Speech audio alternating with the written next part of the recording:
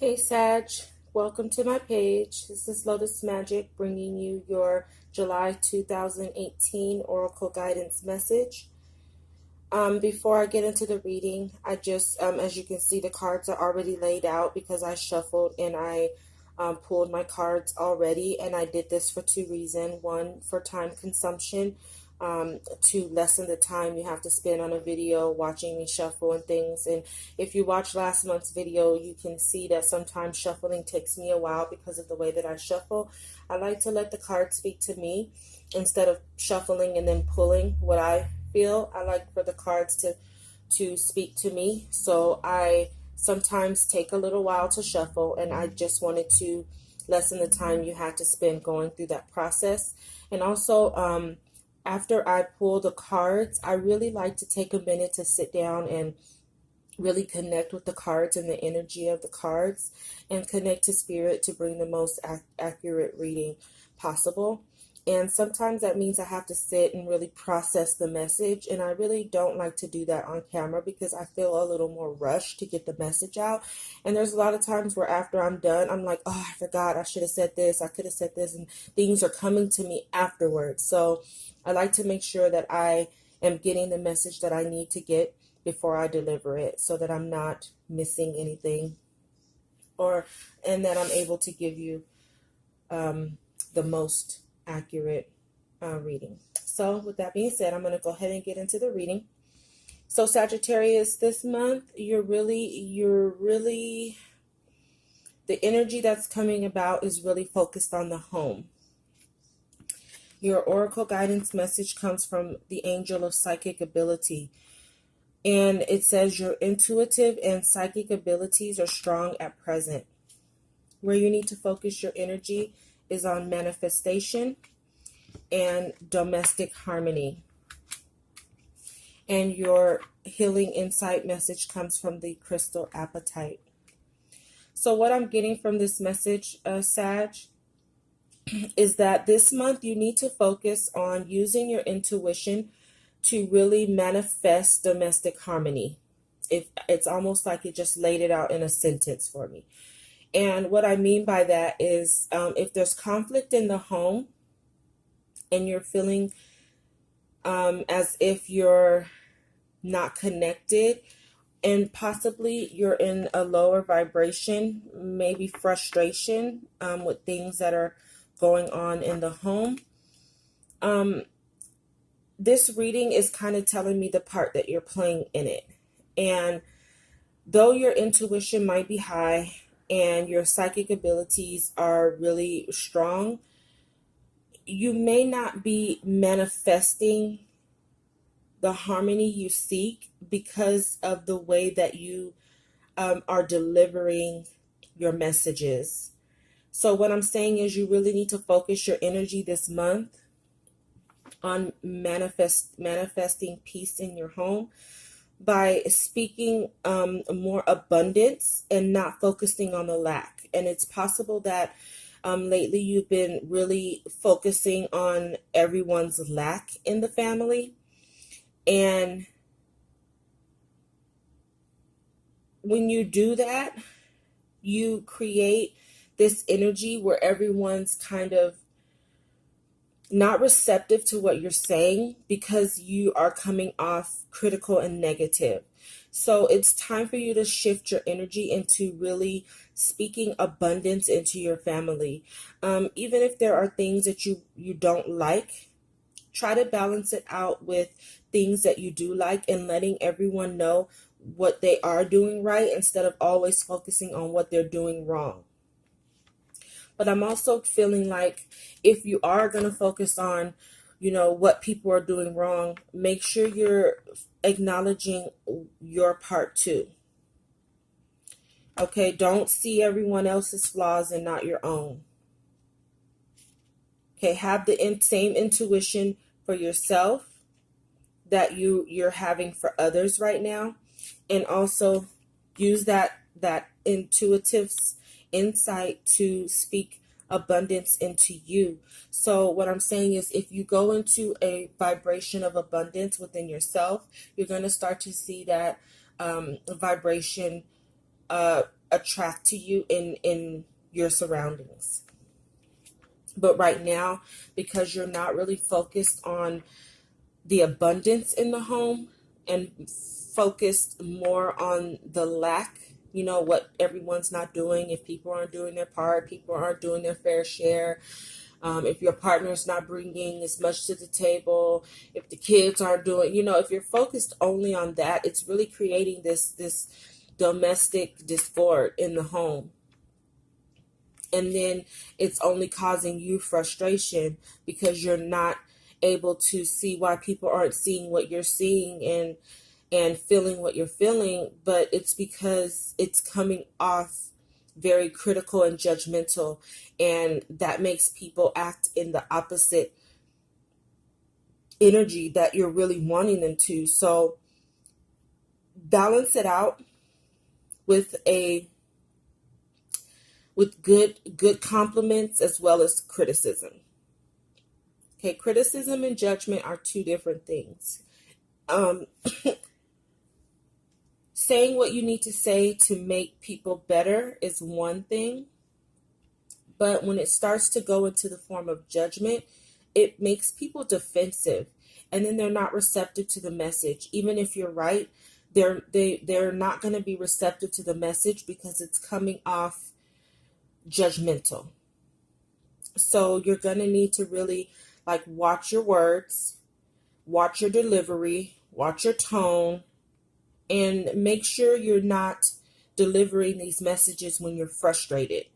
Do it when you're calm and you can deliver it in a more heartwarming way. And if you notice, the eyes on this angel are green. So speak from your heart, but do so when you're not frustrated. Wait until you calm down a little bit and you're not in flash mode where you're kind of just being reactionary in the moment and you just want to get it off your chest.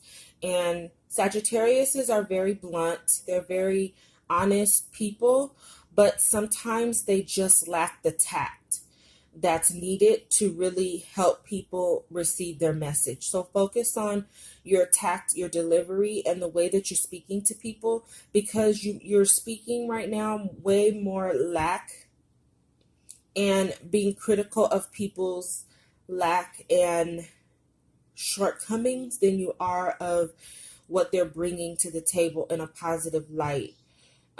Especially if this is related to a partner. Your partner's not going to be able to help you manifest the abundance if you're constantly reminding them of what they're not doing or what they're not bringing. So make sure that you speak good life into your partner, you speak good life into your children, and even though your intuition and your abilities are giving you the answers, just again, I hate to emphasize on this, don't come off as, the know-all be-all. Do it in a heartwarming way and include yourself in the equation. Don't make people feel like you're doing it all right and they're doing it all wrong, because everyone in your home has areas that they need to improve in.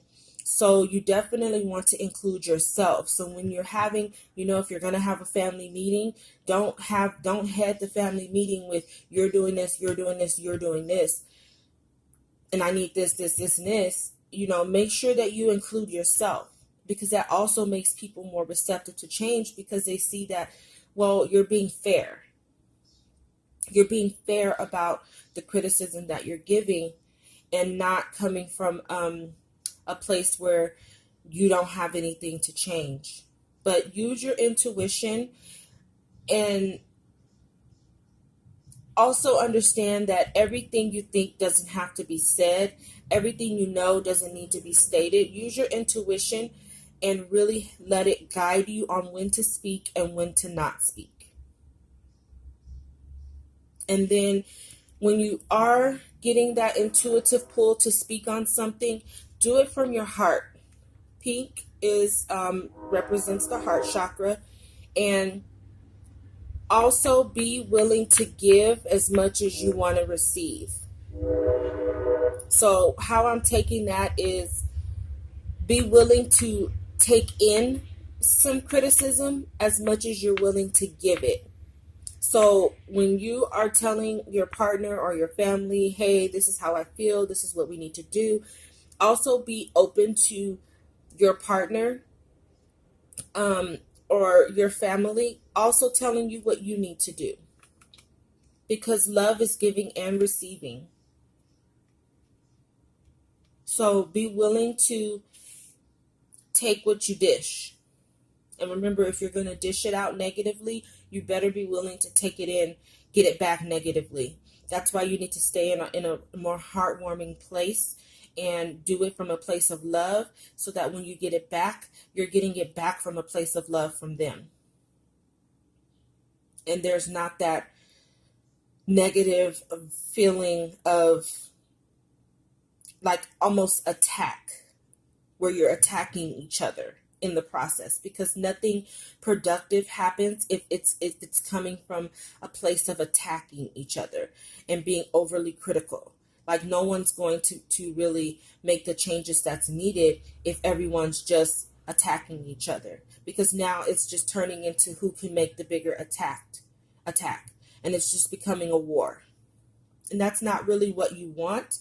I think you sincerely want some changes in your home to happen, but you may have to spearhead the energy in which this happens, and that's going to start from you doing it from a place of a high vibration and not frustration. So for July, you really need to focus on the home, and it's a 7-month. So if you need to focus on some spirituality to keep you calm, do that, because this is a very spiritual month. So using your spirituality to kind of help keep you calm, but you really need to focus on your delivering the message that you receive from the universe on how you need to make the changes, because somewhere, somehow, you're really setting a negative tone to the domestic environment.